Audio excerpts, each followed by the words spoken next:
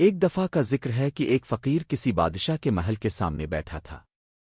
اس کے ہاتھ میں ایک لکڑی کا پرانا پیالہ تھا اور وہ صدا لگا رہا تھا، جو اللہ نے دیا اسی میں برکت ہے۔ بادشاہ کو شرارت سوجی، اس نے اپنے سپاہیوں کو حکم دیا کہ اس فقیر کا پیالہ سونے کے سکوں سے بھر دیا جائے۔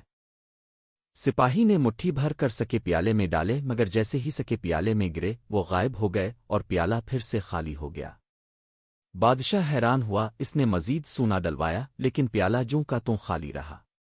بادشاہ نے اپنا سارا خزانہ منگوا لیا، مگر وہ پیالہ تھا کہ بھرنے کا نام ہی نہیں لے رہا تھا۔